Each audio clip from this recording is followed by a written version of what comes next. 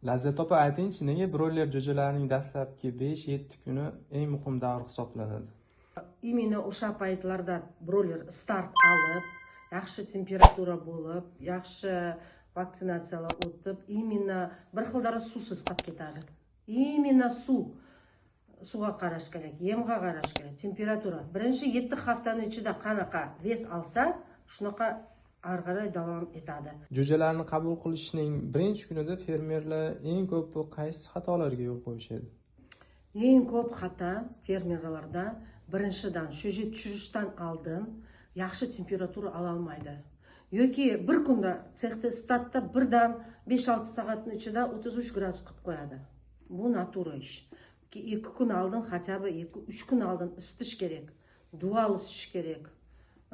Beton tegi bilesa, apilka yoki somon bo'lsa, o'sha muzday bo'lib tursa, sразу sho'ja birinchi amfolit oladi. Amfolit degani kasal, keyin sho'ja ko'p kasal bo'laveradi, падеж ko'payadi, o'sishi ham yaxshi bo'lmaydi. Agar dastlabki kunlarda xatolar bo'lsa, keyinchalik ularni to'liq to'g'rilash mumkinmi? To'g'rilash mumkin, но sal qiyinroq to'g'rilash. Baribir keyin падеж ko'payadi birinchi 7 kunda, xato ko'p bo'lsa, dimlanib qolsa, misoli, yoki sho'ja naоборот temperaturasi tushib ketsa, bu hamma narsaning последствияsi bor.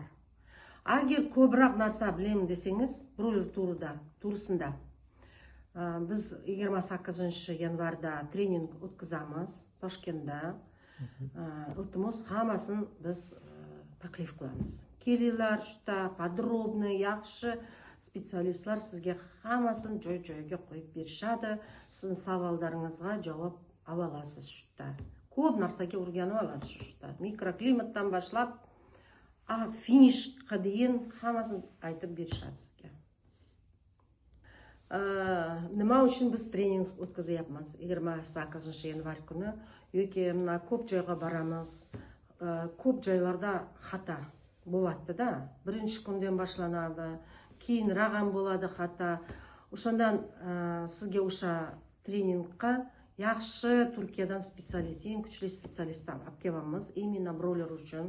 Broiler qanaqa o'tirg'izish, saqlash, qanaqa o'sirish, hammasini aytib beradigan o'sha specialistlar. Bitta specialist keladi, eng kuchli Turkiyadagi opti katta odam keladi. Shundan ham ko'p narsa o'rganib olasiz.